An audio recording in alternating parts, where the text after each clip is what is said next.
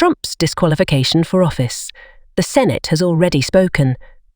As the Supreme Court commenced its new term on Monday, it silently declined to entertain a Texas Republican's improbable challenge regarding Donald Trump's eligibility to run for the presidency based on Section 3 of the 14th Amendment of the Constitution. Nevertheless, numerous other challenges and lawsuits are currently making their way through state courts nationwide, indicating that the High Court is likely to encounter this issue again.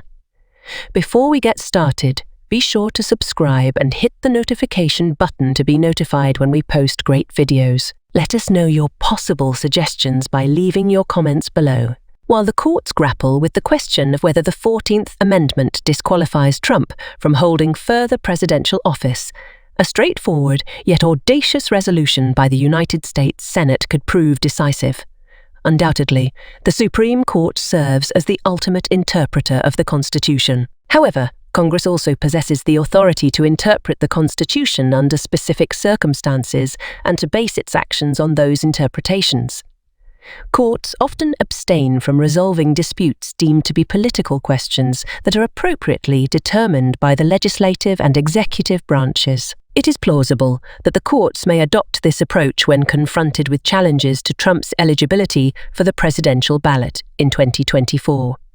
In February 2021, a robust Senate majority of 57-43 concurred that Trump, as charged by the House of Representatives in its articles of impeachment, was guilty of incitement of insurrection during the Capitol riot on January 6. Consequently, under Section 3, Trump is ineligible for any further office. Although the Senate did not amass the two-thirds majority required to remove an incumbent from office, as Trump had already left the presidency, it unequivocally demonstrated a substantial majority in support of the political verdict that Trump was indeed guilty as charged. If state officials or courts come to the same conclusion, the responsibility would then fall on those seeking a supermajority in both the House and Senate to revoke any disqualification under the 14th Amendment, as outlined in Section 3. It is important for judges to acknowledge that the Senate has already addressed this political matter through its vote on Trump's second impeachment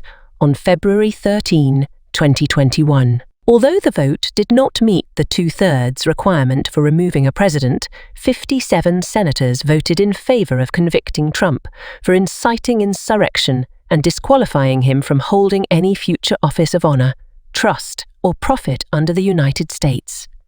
These were the exact charges brought by the House of Representatives. Among the 43 Republican senators who opposed Trump's conviction, there were differing opinions. Senate Republican leader Mitch McConnell and others made it clear that they held Trump practically and morally responsible for the attack on the Capitol, but chose not to support the House's charge. McConnell justified his vote by stating that Trump was no longer in office and therefore not subject to removal.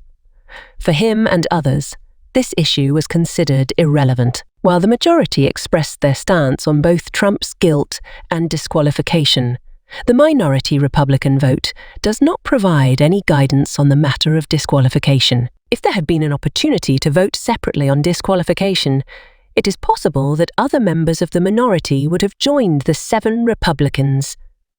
Senators Richard Burr, North Carolina, Bill Cassidy, Louisiana, Susan Collins, Hemene, Lisa Murkowski, Oklahoma, Ben Sasser, Troninski, Saika, and Pat Toomey, Pennsylvania, who were part of the majority favoring a guilty verdict.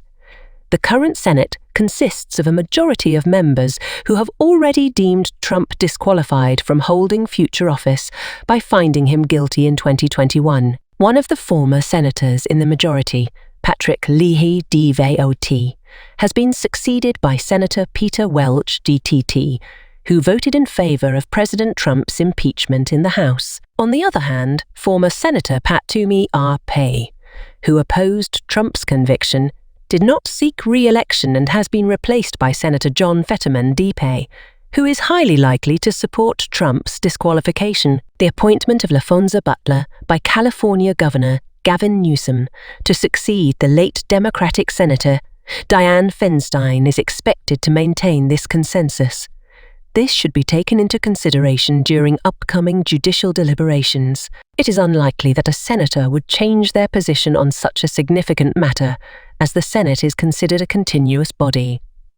Therefore, judges at all levels should be aware that the political verdict delivered by the Senate is supported by a majority in the current chamber. To further reinforce this awareness, it would be beneficial for the Senate to pass a simple resolution reaffirming its verdict on the former president.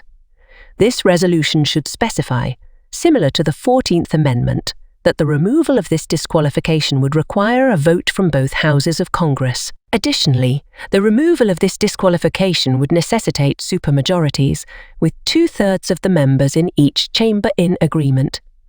Of course, there are complex considerations to be made when exploring such a resolution. Could the assertion of the Senate's prior findings regarding Trump deepen the partisan divide in Congress and the country, strengthen Trump's ability to rally his base by claiming victimization, and potentially incite more violence from his supporters? These are important considerations that prudent legislators must take into account. However, adopting this constitutional posture for the Senate can be crucial in protecting the chamber's institutional power and informing future actions on various fronts. It can also provide support to state and local officials responsible for electoral integrity and offer clarity to judges, including Supreme Court justices, that a majority of the Senate has already affirmed Trump's disqualification. A well-crafted Senate resolution can highlight the significant action taken by senators and their intentions for the future.